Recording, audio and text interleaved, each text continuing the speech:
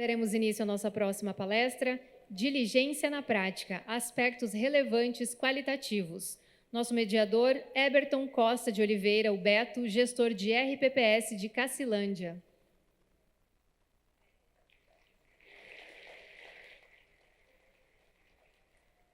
E os palestrantes, Sullivan Moreira Diniz e Lucas Assis Alves, sócio da Empire Capital.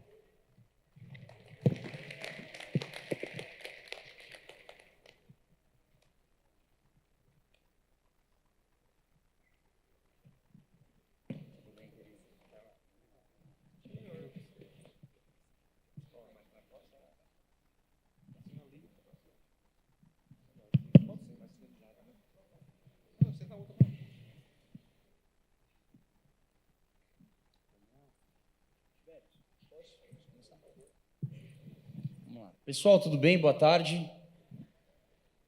Eu sou o Sullivan, uma honra ter essa oportunidade de falar um pouquinho sobre diligência, né? Assunto que ele precisa percorrer governança, precisa também anexar compliance, que é um dos temas que a gente mais tem conversado hoje. Em especial, né, agradecer a Dimp, o Michel, o Beto, parabéns, né, pelo evento, um evento bonito, estruturado, e obrigado por convidar a gente e ter a diligência, né, de aceitar um patrocinador, mas também olhar se é um patrocinador que pode ser membro ali, né, do hall de patrocinadores. Honrar aqui também a minha equipe, né, Fernando, Gabriele, Luana, que é a nossa officer aqui do estado, do Centro-Oeste, assim como Mato Grosso também, e nosso amigo Lucas, um sócio e uma pessoa que tem levado esse curso, esse workshop Brasil afora, e falando já um pouquinho, né, do que a gente veio aqui, trouxe, né, um material com bastante carinho para falar com vocês. Deixa eu pegar o passador. Bom, vamos lá. O que é a Empire Capital, né? A Empire Capital, ela surge há 6 anos atrás, com o sonho de ter uma empresa que possa atender de uma forma bastante importante, trazendo um produto, um valor agregado, sobretudo uma excelência de atender o cliente, identificar oportunidades. Então, quando a Empire nasce, ela nasce em meio à pandemia. A Empire ela ficou pronta em outubro de 2020, outubro de 2019. Em 2020 ela ficou pronta. E aí a gente começou a prospectar gestoras. Veio a pandemia.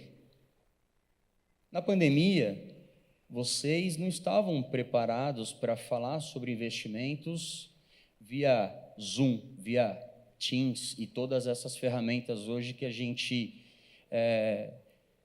consegue ficar mais próximo.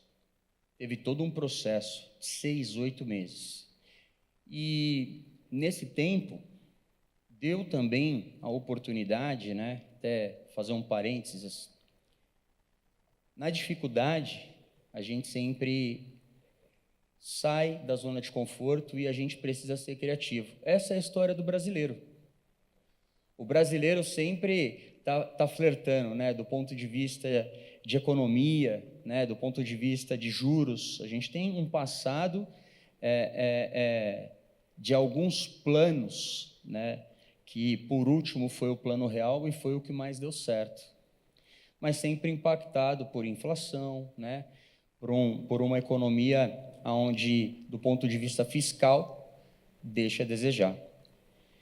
Então, toda vez que a gente passa por um momento de incerteza, a gente precisa ser criativo. A gente começou a fazer a seleção de todo o nosso portfólio de fundos de investimento. Então, a gente montou um processo rigoroso e um processo onde a gente estabeleceu pilares de governança, e aí a gente começou a ir para o segundo passo, construir uma amostra de gestores que a gente pudesse, dentro daquilo que a gente montou de governança, de diligência, se eles se encaixavam. Então, a gente fez a diligência quantitativa, por amostra. Sobraram 20 gestores. E, a partir disso, a gente foi visitar.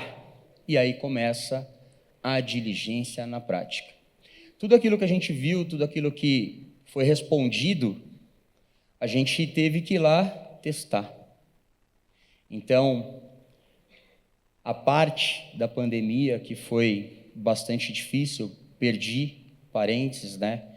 Tem uma parte que muito dolorosa, mas tem uma parte também que foi boa. A gente teve que se reinventar.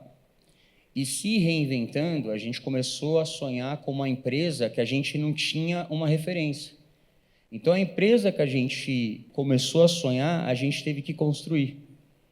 E graças a Deus, eu agradeço muito a Deus a oportunidade de estar aqui, a oportunidade de liderar 25 pessoas que tem no nosso escritório, 8 comerciais, tem um escritório em Florianópolis, no estado de Santa Catarina, que nós temos mais de 50% dos clientes de Santa Catarina são clientes nossos.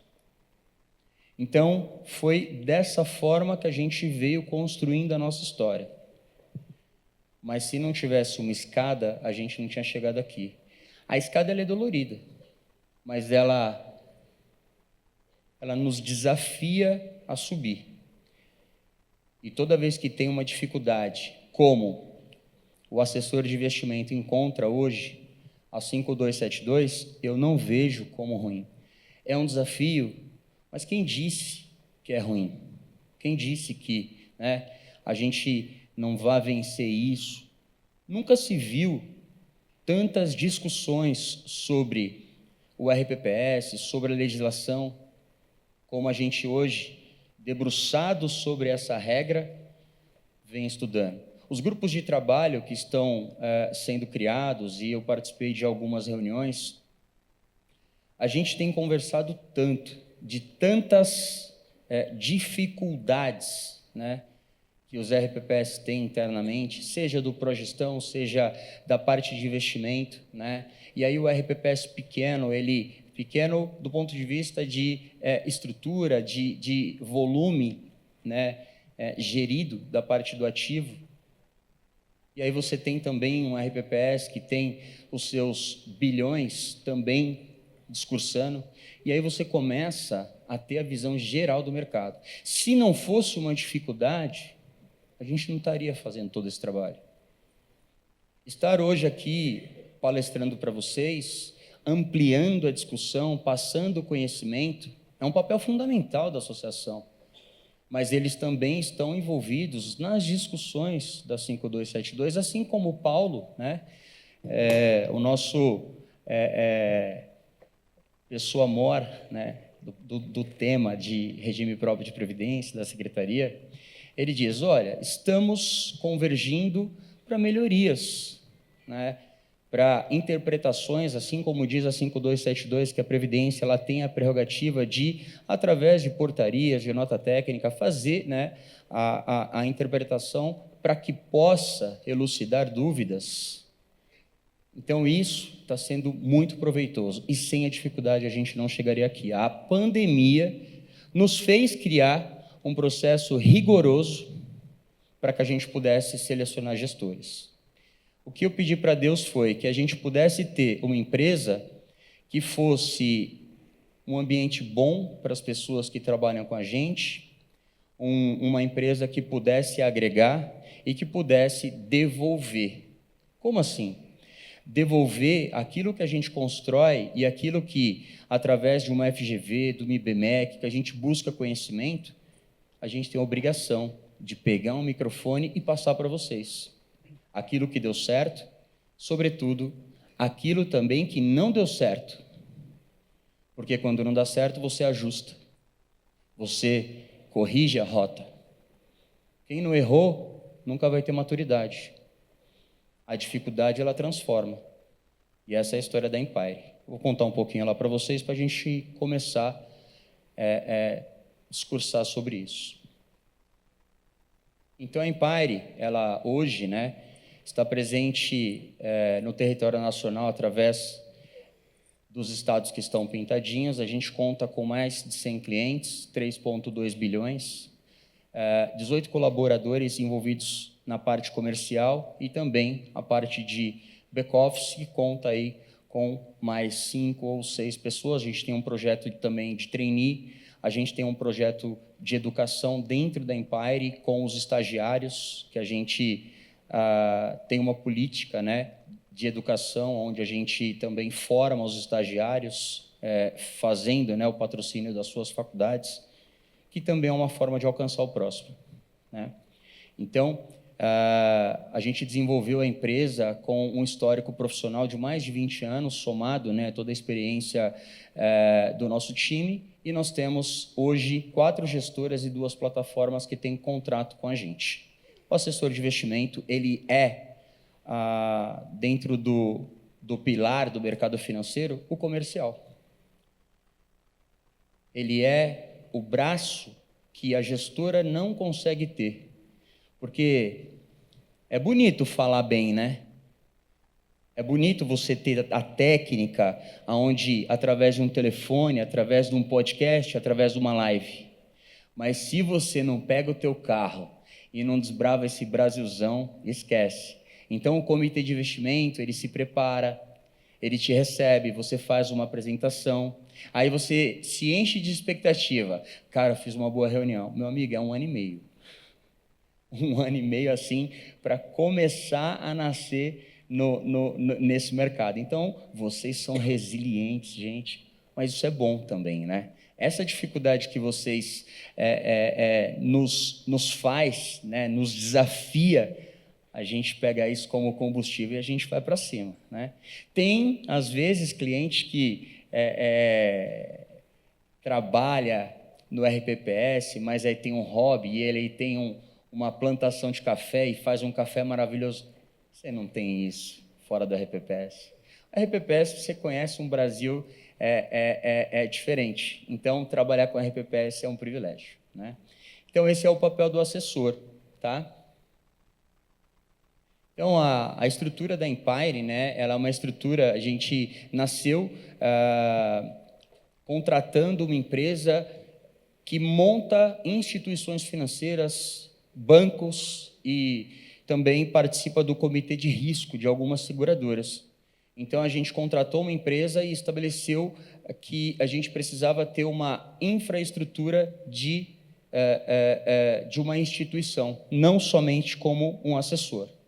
Então, somos extremamente bem separados por verticais, e o compliance, que é o xerife, ele não está embaixo de ninguém. Porque se o compliance estabelecer que alguma instituição, representação, pessoa, parceiro não está convergindo com os valores da empresa, não é o fundador, não é a pessoa que está ali, né, que tem muitos recursos, né, aplicados, que vai falar para o compliance fazer algo diferente. Então, o compliance na Empire ele é soberano. Então, a parte de governança compliance, a gente criou, né, através da MCGC, uma empresa de governança corporativa. Depois a gente lapidando, e aí que é legal. Quando você estabelece regras, aquilo não é estático, o mercado muda. E aí você tem que fazer o seguinte, você tem que, ano contra ano, fazer a revisão de todo esse material para que você possa construir algo mais na linha assertiva, porque senão vira burocracia, atrasa, vira um processo que acaba te atrasando na tomada de decisão. E aí a gente entendeu e agradeceu o MCGC, trouxemos a Compliasset, qual a gente foi para um nível diferente de compliance. E a partir disso, alcançando os nossos primeiros 50 clientes, A gente lapidou ainda esse modelo, trouxemos a Data Engine e a Nelway, que até hoje a gente utiliza como sistema de compliance. É maravilhoso ter um sistema de compliance. Ele mostra de ponta a ponta toda a estrutura, né, da empresa qual você está olhando e tendo a diligência para, né, escolher ou não. Então, essa é a parte. Então, nós somos contratados pelo banco da Ecoval, porque, veja, como que funciona a estrutura do mercado financeiro?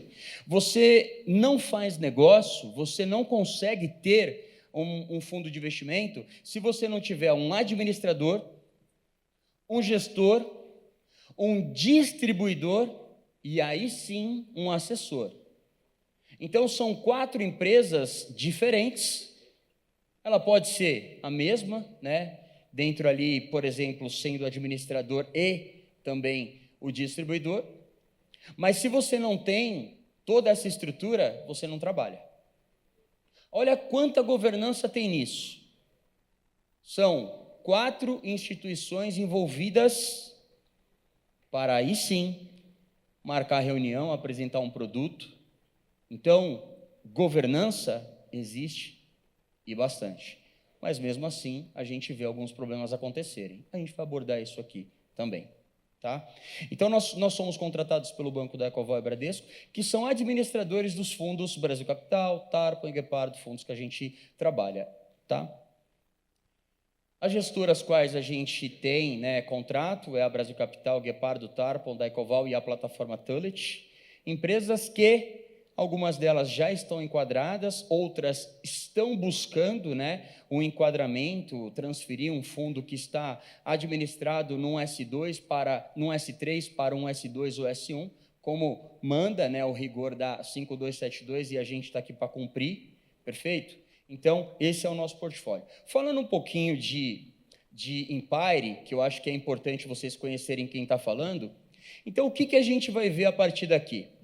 Nosso amigo Lucas, né, e o nosso mediador Beto, eles começam a participar. O Beto entra no finalzinho, mas eu vou pedir agora para o Lucas, né, assumir, falar um pouquinho. Eu sempre vou vir, né, nesse bate-papo com ele, para que a gente possa construir algo que não seja uma palestra, né, que seja algo que vocês comecem a participar conosco, porque a gente vai contar um pouquinho de como que a gente construiu esse processo de governança. E, gente, pessoal de instituição financeira, né, eu como propriedade disso posso falar, tem uma pompa, né, assim, eles parecem inteligentes, e estudaram para estar ali, né, mas o que a gente faz é exatamente o que vocês fazem.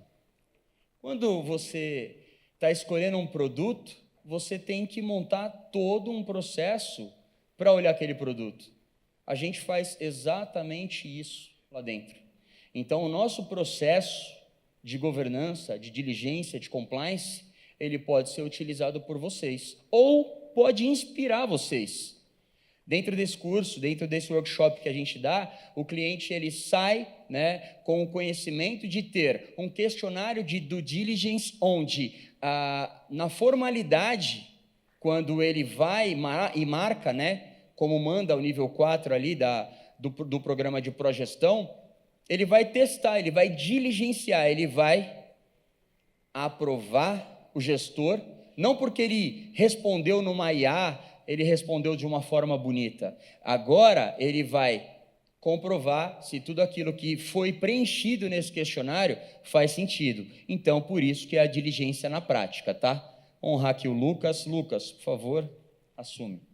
Boa tarde a todos. Eu sou o Lucas, né, sócio da Empire Capital.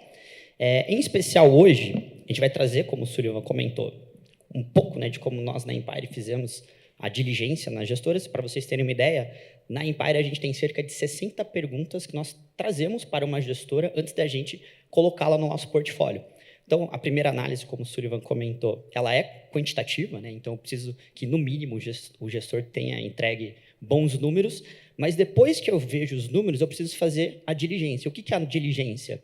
É eu analisar se os resultados que vieram do passado até o presente têm uma probabilidade de continuar acontecendo do presente até o futuro. E, através de alguns questionários, a gente consegue analisar o processo decisório daquela gestora para entender se os resultados até o presente vieram de sorte ou se vieram de processos. Então, a diligência vai trazer isso. Hoje a gente vai falar um pouquinho, né, qual é a importância da diligência, os pilares que nós acreditamos ser muito importantes, né, que é a equipe, né, quem está por trás dessa gestora, qual o processo decisório dessa gestora, o desempenho, né, que é essa análise quantitativa, e qual é a governança que essa gestora tem, né, o cuidado, o zelo com os recursos que ela vai cuidar.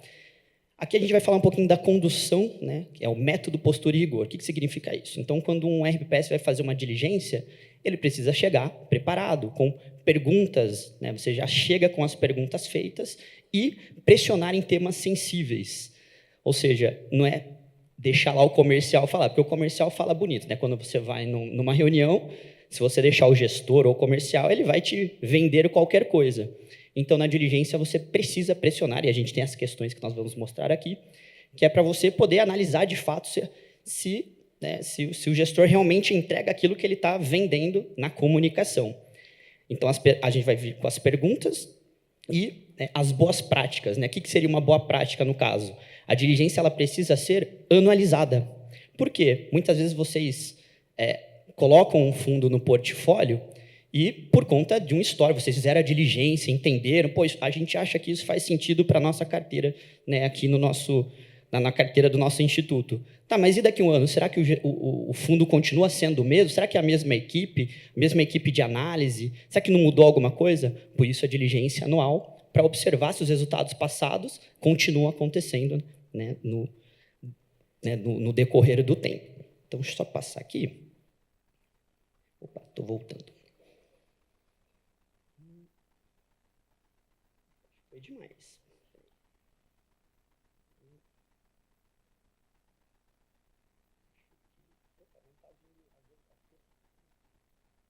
Acho que essa apresentação está sem as questões. Gabs, falta só as questões aqui. Mas, enquanto a gente coloca, eu vou falar, né, um pouquinho do que seriam essas questões. A primeira coisa que a gente faz quando a gente vai numa diligência, eu vou trazer aqui as questões principais, né, porque, como eu disse, quando a gente vai fazer uma diligência, são cerca de 60 questões. Então, eu vou trazer aqui cerca de 15 a 20 que a gente acha as mais essenciais. A pergunta que é a principal, essa para nós, assim, se a resposta for negativa, a gente até continua ouvindo o gestor, mas, particularmente, ela a gente anula a continuidade de negociação com aquela gestora. Quer saber o quanto que um gestor está posicionado no mesmo fundo que o RPPS vai investir? Então, essa é a pergunta principal. Tá bom, então vocês vieram apresentar o fundo de vocês? Ah, chegou aí.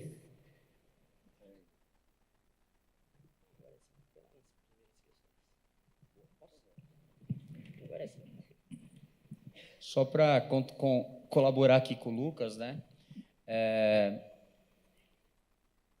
Eu quero até tocar num ponto que há mais ou menos 8 anos, quando eu conheci Luana, a Luana ela pegava alguns RPPS, porque ela, colega de vocês, né? Todo mundo, eu acho que conhece a Luana, e ela alugava uma van e ela conduzia, né, algumas pessoas para ir conhecer as gestoras. Então, essa prática ela não era obrigatória, mas isso destravou tanta coisa, né? Eu acho que eu inclusive conversei com alguns clientes que até lembraram dessa época, né? E hoje ela se torna, através do programa de progestão, uma parte tão essencial do processo, né? É como a gente ter um departamento de marketing e, nossa, como é bonita essa empresa. E quando você marca de fazer ao vivo, de presencial, e aí você vê, nossa, mas era tão bonito e eu não estou vendo isso. Isso é uma parte bastante importante do processo essa diligência presencial. Até o Beto, acho que eu queria até a sua colaboração, Beto, no sentido da última diligência que vocês fizeram. Quero até agradecer a oportunidade de receber vocês no escritório. Quer falar um pouquinho sobre a importância e o time? Nossa, vocês foram bastante pessoas, inclusive, né? Fomos. Seguindo o exemplo da Luana, né, que foi uma das precursoras desse movimento migratório, saindo aqui do Mato Grosso do Sul para ir até São Paulo conhecer as gestoras, né, a DIMP teve essa iniciativa também o ano passado. Fomos numa caravana, acho que 14 ou 15 pessoas aqui do estado, representado por vários RPPS, e fomos para entender como seria essa diligência, conhecer um pouco melhor as casas de investimento, e todos os gestores envolvidos no investimento, porque a gente está aqui na pontinha, estamos aqui no final da corda, digamos assim, como você disse, né, Súlio? A gente recebe ali a gente vê um portfóliozinho bonito de um fundo, demonstrando a rentabilidade dos 12, dos 24, dos 36 meses, mas a gente não entende que ali por trás tem toda uma equipe trabalhando, tem uma estrutura gigantesca trabalhando, né? Eu até brinquei com o Súlio hoje um pouco antes aqui da palestra, estava comentando com ele que na diligência que fizemos, fomos muito bem recebidos lá na Empire e que o pessoal voltou um pouco incrédulo, achando que aquilo era um pouco fantasioso, porque os resultados que a gente viu, principalmente dos fundos da Tarpon, da Guepardo, eram absurdos. Eram coisas absurdas, assim, muito fora da realidade de todo mundo, né? E além da estrutura que vocês têm lá hoje física, né? Como eu disse, é muito importante a gente realmente tirar esse tempo, investir para ir conhecer, né, de perto, para ver que há pessoas, que tem uma estrutura muito, muito grande que gira toda essa máquina, né? Não é só uma fotinha bonita ali. Então, assim, da parte da DIMP, esse ano nós estamos já nos organizando para ir novamente. Acho que, se formos, acredito que vamos ir mais pessoas ainda, e é muito importante que todo mundo tenha essa oportunidade de ir e entender um pouco mais sobre como a máquina realmente funciona, ali as suas engrenagens rodam lá na capital. Bom, obrigado. Eu acho que isso que a DIMP faz, eu acho que pode até ser um programa mesmo, porque, veja, quando você visita Campo Grande, quando você visita institutos que Estado e capital, você, como instituição, como vendedor, faz super sentido. Então, quando você vê um RPPS que tem um patrimônio menor, é uma decisão matemática. Não que isso seja uma regra. Quando a gente, na Empire, faz uma visita na região, a gente não estipula patrimônio, a gente tem que cobrir essa região, para que a gente possa levar informação para o maior número de RPPS. Porém, quando você tem a associação abarcando, né, esse projeto, você consegue alcançar, né, os menores e colocar todo mundo no mesmo patamar, né? Mas agradecer o Beto, a DIMP, né? E a gente está sempre de portas abertas. Vou passar aqui a palavra para o Lucas para ele discorrer, e aí, a partir disso, a gente vai participando. Vamos lá, Lucas. Perfeito. Então, aqui algumas questões, né, que a gente acredita ser muito importante numa diligência, e eu vou começar pela mais importante que eu estava comentando, que é essa questão número 3, se os gestores têm recursos próprios investidos no fundo que vocês vão investir. Isso, para nós, se a resposta for positiva, a gente já vai olhar com bons olhos a gestora, né, o fundo. Por quê? Quando o gestor tem um recurso dele no mesmo fundo que vocês, a gente entende isso como um alinhamento de interesses. Se tem alguém preocupado do fundo entregar, né, continuar entregando o retorno que vocês analisaram que foi interessante, é o gestor.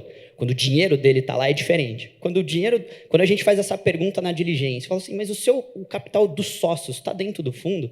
Se eles falam assim, 15%, 20%, a gente olha, a gente até brinca internamente, então eu quero saber onde estão os outros 80%, porque é lá que você acredita de verdade. Então, a gente acha essa questão, quando o gestor fala que todo o recurso dele está dentro do fundo, isso, para nós, assim, é o ponto mais positivo que a gente espera numa diligência. E aí a gente vai olhar o processo de investimentos, né?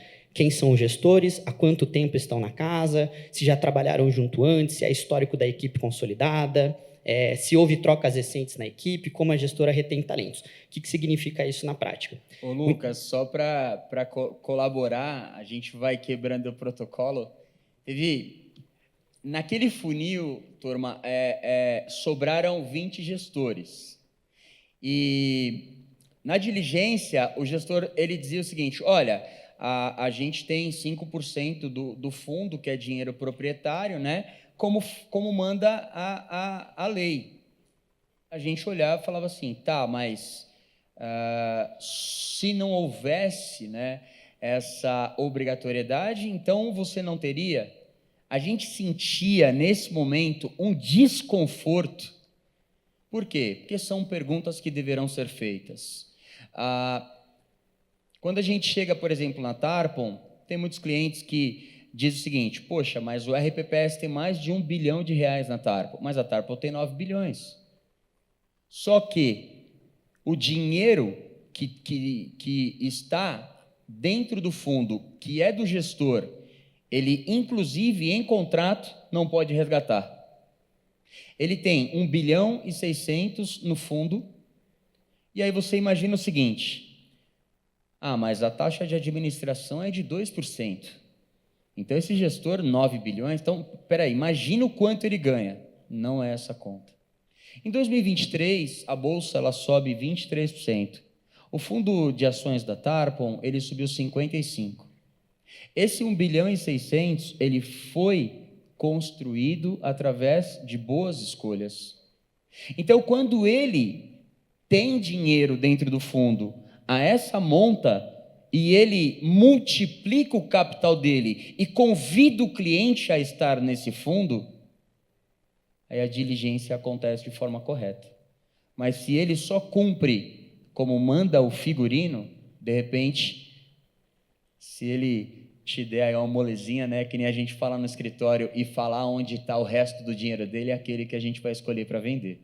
Por favor. Perfeito. E aí, a gente faz essa pergunta e a gente quer entender há quanto tempo o gestor e o time de gestão, o time de análise está juntos. Por quê? Muitas vezes vem um vendedor para vocês e fala: olha o histórico do fundo, ele existe desde 2010, entrega 20% ao ano. Aí a pergunta que a gente faz é: tá bom, mas o gestor de hoje, há quanto tempo ele está na casa? Aí eles dizem: não, o gestor está há 3 anos. Como é que é? Então, peraí, então volta a apresentação. Então, o resultado de 2010 até 2022 a gente esquece, porque é um outro gestor, era uma outra equipe. Eu quero entender o resultado agora dos últimos 3 anos. Por isso essa pergunta é tão importante. Só que aí ela tem um macete que o gestor pode fazer. É fácil a gente analisar se um gestor mudou ou não, porque na CVM, quando muda o gestor de um fundo, você consegue descobrir, você mesmo, né, consegue na internet descobrir se houve mudança de gestor, caso, né, o distribuidor não tenha dito isso a você. O certo é eles, né, comunicarem. Mas a equipe de análise é mais difícil. É difícil saber se a equipe de análise é a mesma, só que a equipe de análise é tão importante quanto o gestor. Porque o que é a equipe de análise de um gestor? É aquela que vai fornecer os insumos para a tomada de decisão. Então, às vezes, eu tenho um baita de um gestor, mas se a equipe de análise, né, teve uma mudança, talvez os novos analistas, será que eles vão ter a mesma competência de fazer boas análises para que aquele gestor tome as melhores decisões? Por isso que é diligência anual. Que aí eu pergunto: há quanto tempo está a equipe? Os seus analistas, né, eles estão juntos há quanto tempo? Quando a troca de analistas também é um ponto de atenção. E por isso que a gente faz a pergunta que é: como a gestora retém talentos? Como que a gestora faz, né, para que esse analista não saia da casa? Porque se ele é bom, né, se a gestora está realmente entregando bons números, naturalmente os concorrentes vão falar: poxa, vamos contratar, vamos tentar puxar o analista dessa gestora. E aí a gente quer saber qual que é a política que a gestora tem, né, para reter esse talento. A resposta que particularmente a gente gosta é quando o gestor fala o seguinte: não, mas o meu analista ele é sócio da gestora. Isso para a gente já traz um alinhamento de interesses do analista, porque se ele é sócio, quanto maior o retorno da gestora, né, maior a bonificação.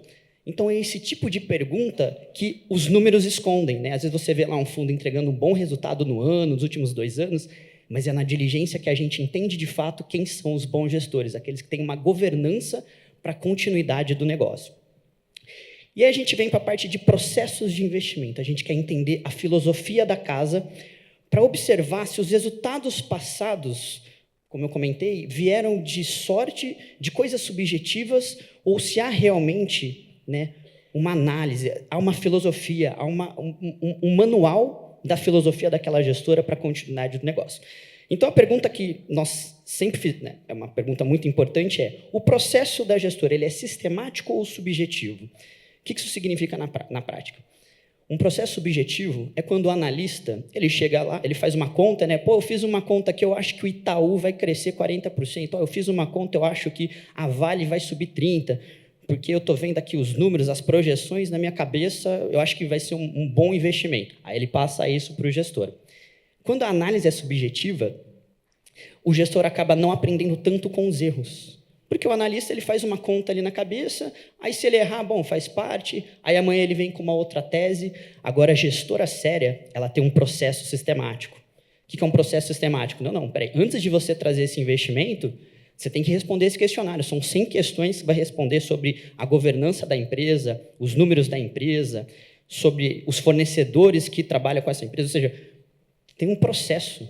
Por que esse processo é importante? Lembra que a gente falou que quando a gente observa uma gestora, eu já estou pressupondo que ela trouxe bons números, porque se ele levou para o comitê e o comitê quer fazer uma diligência na gestora, a gente subentende que os números, né, a apresentação do comercial foi muito boa. Então, ele trouxe bons números. Quando a análise é sistemática, eu sei que, se dos resultados passados até o presente, aquele gestor entregou bons números, e ele, vamos supor, uma gestora que tem pelo menos 10 anos, a gente entende que essa gestora está mais experiente, porque agora ela tem mais 10 anos de experiência, e ela tem uma filosofia, e essa filosofia, ela é sistemática. Então, a gente entende que se esse sistema funcionou até agora, se o sistema continuar sendo utilizado, há uma probabilidade maior dos resultados passados continuarem acontecendo no futuro.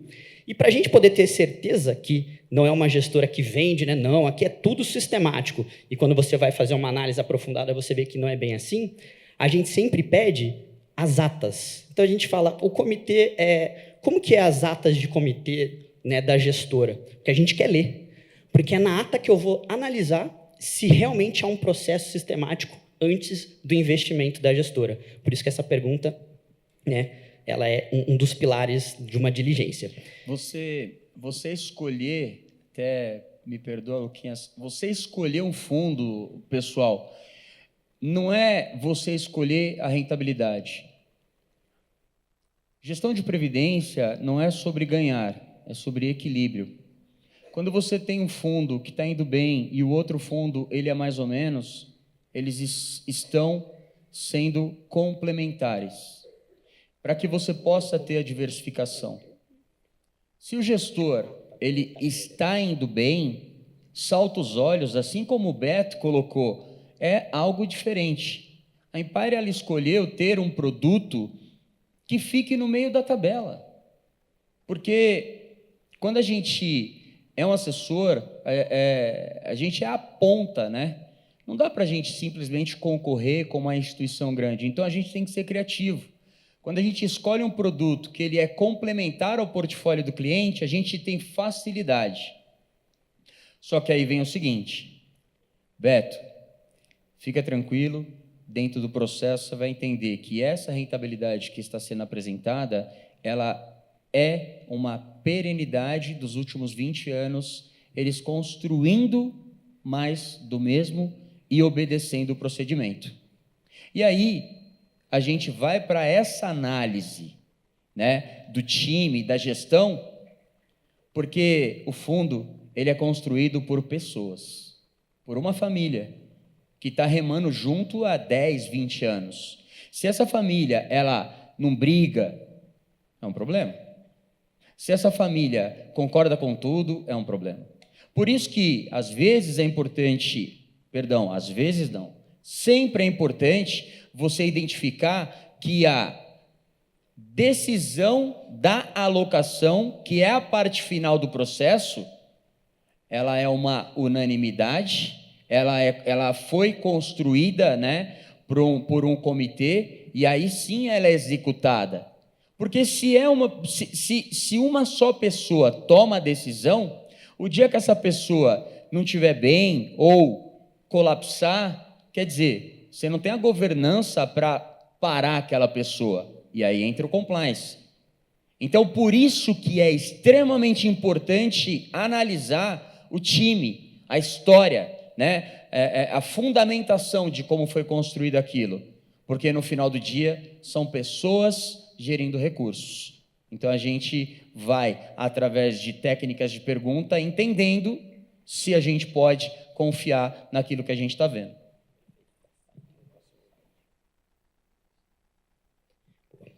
E aí a gente vai agora para a parte de governança e riscos, né, da gestora. Então, eu vou trazer aqui algumas perguntas e eu vou discorrer sobre elas.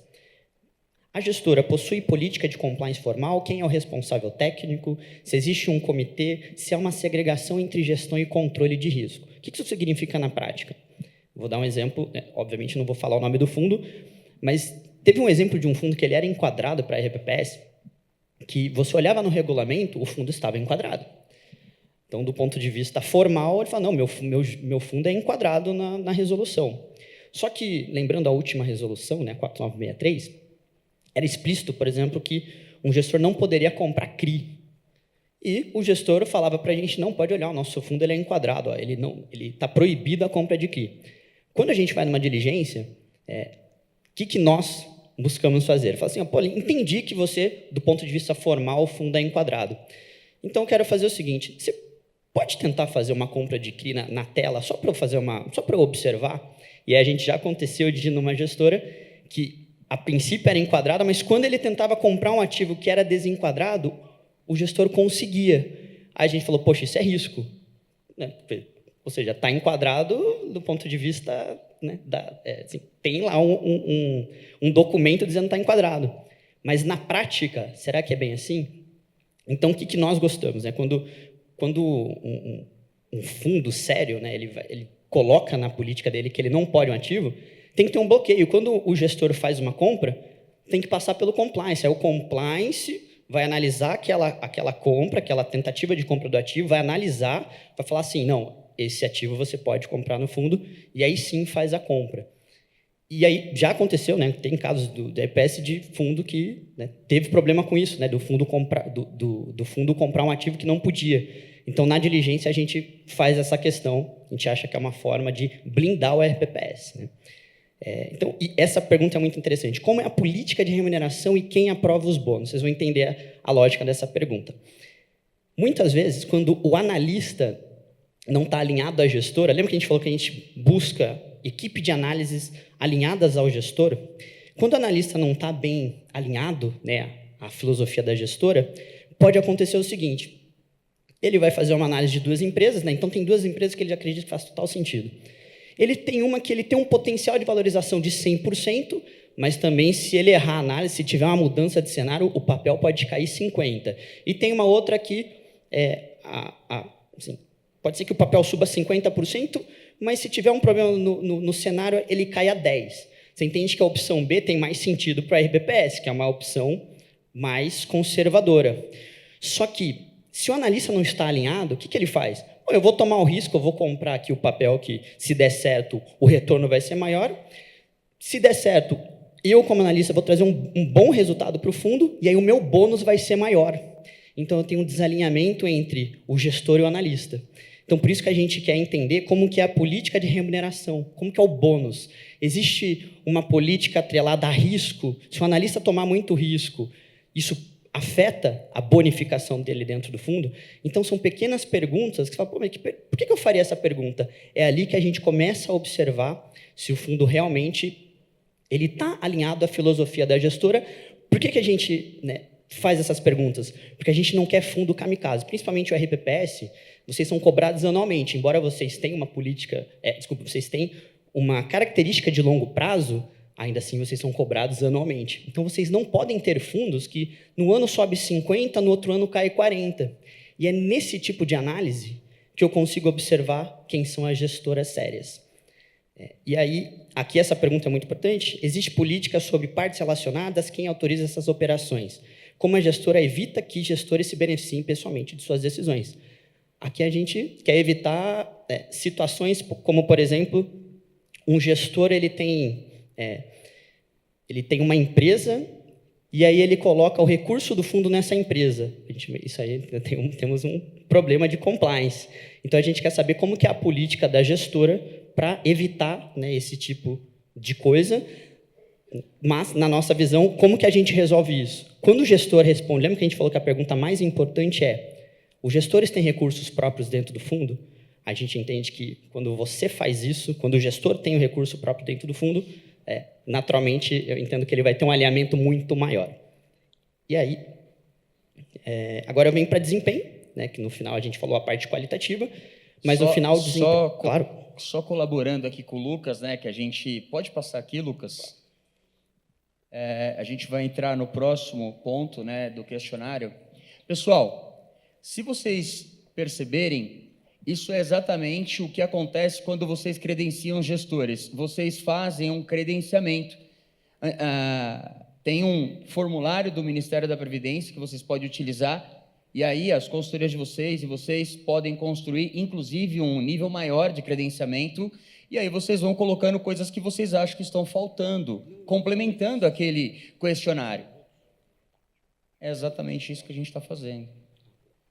Então, você percorre um questionário onde você lapidou, estressou, e você entende que essas questões são pertinentes para que você possa validar o gestor.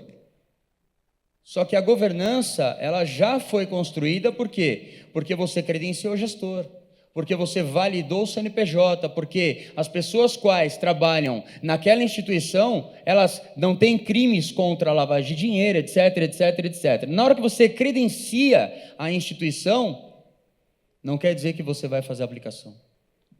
Por isso que a gente ajuda o cliente a pensar nas melhores perguntas para que ele possa ver aquilo, né, que ao olho nu ele não enxerga. E é só indo na gestora. Quando você vai aqui em desempenho e controle interno, vamos lá. Está tudo bem você olhar 12 meses, 24 meses, 36 meses, 48, 60. Só que vamos lá, o Brasil é uma montanha-russa. Dentro de um ano, a gente tem muita coisa acontecendo. Teve ano que a gente teve impeachment, greve dos caminhoneiros, teve Wesley Day. No final, se o fundo ele é comprometido em ser estratégia-valor, na parte de renda variável, ser long only, ser dividendos, é nesse momento que ele é testado. Quando esse fundo foi muito mal, e nos últimos 2 anos ele foi muito bem, quando você acumula para 60 meses, de repente você está vendo uma janela. Como que você testa, né, se o gestor, mediante ao que acontece, o fundo dele está obedecendo? Aí você faz ano contra ano. Você pega os últimos 5 anos, você fecha ele, e aí você vai estressando, e aí você vai analisando, e aí você vai entendendo se a estratégia valor está funcionando ou não, ou se ele é um fundo passivo, a Ibovespa, e se o Ibovespa sobe, ele sobe, se o Ibovespa cai, ele cai. Mas se você está pagando uma taxa de administração, ele precisa entregar. Ah, é 1%, é passivo, levou. Mas se ele está cobrando 2,20 e ele ganha performance e ele se propõe a ser um fundo estratégia valor, aí, meu amigo, quando você fecha o ano, você descobre se de fato ele vai fazer diferença na sua carteira ou não. E aí depois, se você quiser acumular, não tem problema nenhum. Mas você estressou o cenário. Então, o retorno anualizado e histórico desde a sua criação, está tudo bem você analisar 12 meses um fundo? Ele é novo, só que você vai atribuir a ele uma pontuação menor. Por quê? Porque se o fundo tem 5 anos, é um fundo interessante para você estressar e analisar. Então, você vai cumprindo a diligência no rito de governança e compliance, e aí você não está sendo negligente ao recurso público. Você fez o que tinha que ser feito. Ainda assim, você pode errar, mas você fez o que tinha que ser feito. É o rito de compliance. Súlio, você vai me desculpar, mas eu, além de estar mediando a palestra aqui com vocês, que é um grande prazer, eu sou gestor no RPPS pequeno, né, porte médio, na verdade. E eu queria que você, para a gente concluir, até porque o seu tempo está acabando, eu não posso deixar acabar sem te fazer essa pergunta. Perfeito. Como uma equipe pequena, no RPPS pequeno, que eu acredito que a imensa maioria de quem está aqui como fazer uma diligência de qualidade, mesmo tendo uma equipe pequena. O que você aconselharia para toda essa galera que está aqui acompanhando a sua fala? Dado esse questionário que a gente está passando, eu acho que o que é importante é, através da sua consultoria, através do seu time, você desenvolver, através da DIMP, né, que acessa a instituições maiores, seus patrocinadores, vocês conseguirem desenvolver um questionário, porque aí você acessa o pequeno. Se você disponibiliza um questionário de due diligence com perguntas específicas que o RPPS pode adotar, seria louvável. E a partir daquilo, num workshop, numa palestra como essa, você entendeu por que existem essas perguntas. E está tudo bem, Beto, você tirar o gestor da zona de conforto. Tá? Súlio, eu acho que o nosso tempo acabou. Eu quero te fazer só uma pergunta, que você não vai responder aqui no palco. Vamos convidar o pessoal para passar no stand depois da Empire para ouvir essa resposta, de quais são os sinais red flags que vocês já detectaram em alguma diligência que vocês foram fazer e que fizeram com que vocês desistissem daquela gestora. Mas aí essa fica a pergunta, e como o tempo acho que esgotou já, né? A gente convida o pessoal para ter essa explicação depois lá no stand de vocês. Não, perfeito. Fechado? Já teve gestora que a gente formalizou o contrato e a gente entendeu que, dado um movimento que aconteceu, essa gestora ela não conseguia fazer a gestão de forma, né, a recuperar aquele solavanco que o mercado teve. Então, a partir disso, a gente faz reuniões periódicas triviais a cada 6 meses. Nesse momento, acendeu o alerta, a gente diminuiu para 2 meses. E aí, o fundo não voltava. E aí, a gente fazia reunião. O fundo não voltava, a gente fazia reunião. Porque se a gente não faz isso, Beto, quando o cliente diz o seguinte: oi, Beto, tudo bem? Você distribui um produto? Chama a gestora, porque, olha só, não está indo bem. Não é o cliente que tem que startar isso de você. Você tem que ter a preocupação de fazer isso pelo cliente. Então, é mais ou menos dessa forma. E, nesse momento, a gente acabou não vendendo mais o produto, né, assessorando o nosso cliente. Só que ter um portfólio que eu tenho várias casas que eu distribuo, eu não vou ficar me abraçando com o gestor até que ele possa reagir, porque o mercado não espera. Então, a gente sempre deixa alinhado com o gestor que nós somos cliente. E se precisar sair de uma gestora e ir para outra, no final, o cliente ele sempre vai ter a razão e ser soberano. Porque, no final, se eu não faço isso, eu perco o cliente, não tenho mais a gestora e aí eu fico desempregado. Então, enquanto eu atender o cliente, enquanto eu ser diligente com o cliente, ele vai confiar em mim. E só para a gente encerrar, eu sei que é um tema complexo, um tema que a gente, né, é maçante, mas a gente achou de extrema importância, nesse momento, a gente dizer o seguinte para vocês. Vocês estão vendo o que a gente está analisando no fundo? Uma instituição grande. Eu fiquei 11 anos no Bradesco. Tenho um carinho enorme, enorme pelo Bradesco. Falou mal do Bradesco, arruma confusão comigo, porque o meu pai e minha mãe se conheceu dentro do Bradesco, eu sou quase um filho do Bradesco, né? E tive a oportunidade de trabalhar. E aí, dizer o seguinte: cuidado. Às vezes, parece ser mais seguro estar numa instituição, numa plataforma que vende de tudo, mas você está na plataforma. Não é verdade. Se você não olhar dentro do fundo o que tem, se esse fundo tiver na Guepardo, na Tarpo, no BB, na Caixa, seja no Bank of America, o risco que você está correndo é o que tem dentro do fundo. Se o fundo não for bem, mesmo que ele esteja numa instituição grande, ninguém vai assumir a culpa. Você escolheu o fundo.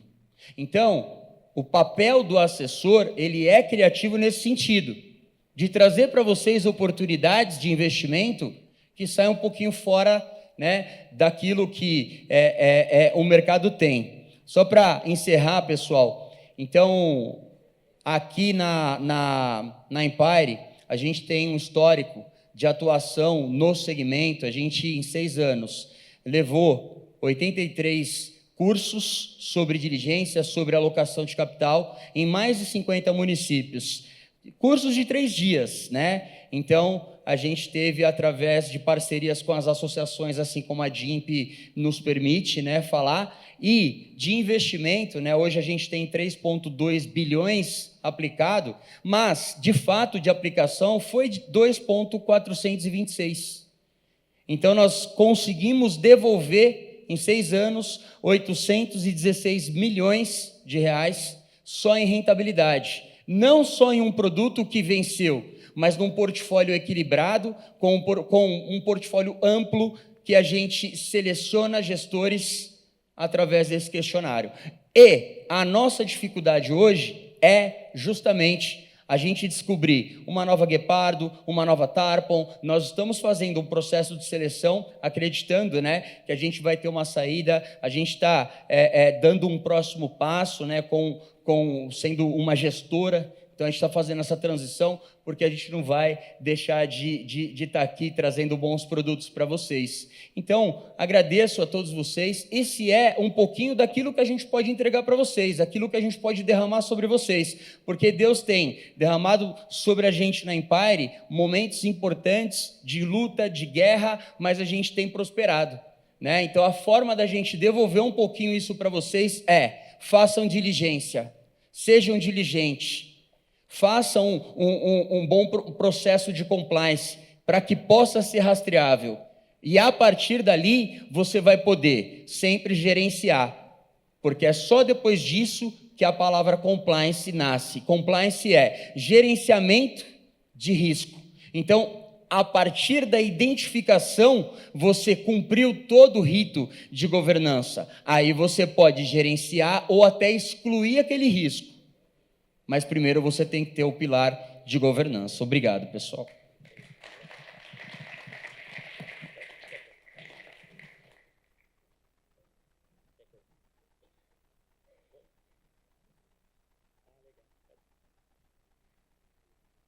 Muito obrigada, Sullivan. Eu convido o Beto para fazer a entrega do presente ao palestrante.